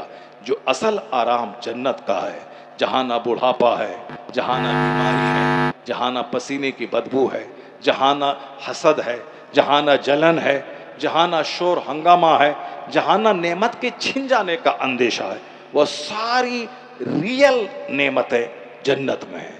تو آدمی اسی جنت کے شوق میں جیے، اسی جنت کی تیاری میں جیے، اس جنت کے چرچے میں جیے، تو پھر یہاں کوئی مکان بنے نہ بنے کوئی صدمہ نہیں ہوگا. زہر کھا کے مرے گا صرف ایک لڑکی کی خاطر، زہر کھا کے مرے گا صرف ایک DM نہ بننے کی خاطر، زہر کھا کے مرے گا صرف ایک مکان نہ بنانے کی خاطر.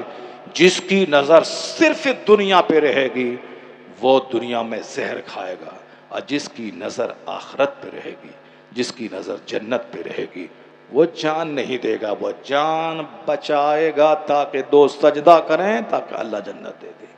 وہ اگر بیماری سے اٹھ کے صحت مند ہو جائے گا تو تسمار خواہ نہیں ہوگا کہ میں صحت مند ہو گیا میں یہ کر دوں گا.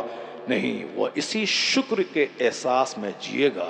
اگر مر گیا ہوتا تو سجدہ نہیں کر پاتا، اب جب زندہ رہا تو کم سے کم 2-4 سجدے زندگی میں اور اضافہ ہو جائے۔ اسی احساس میں جیے گا تو جس کو آخرت پہ نظر رہے گی، ارب پتی بننے کے بعد بھی سجدہ نہیں چھوڑے گا، مزدوری کرنے کے بعد بھی سجدہ نہیں چھوڑے گا، چونکہ یہاں کی نہ نعمت کو قرار ہے نہ یہاں کی تکلیف کو قرار ہے۔ یہاں کی تکلیفیں بھی عارضی ہیں اور یہاں کا ارب پتی بننا بھی عارضی ہے۔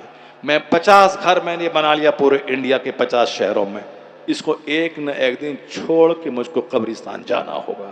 تو یہاں کی ساری نعمتیں بھی عارضی ہیں، اور چاہے 1000 دکھ ہو، مصیبت ہو، تکلیف ہو، یہ بھی پروویژنل عارضی ہے۔ مرنے کے بعد ساری مصیبتیں یہیں رہ جائیں گی۔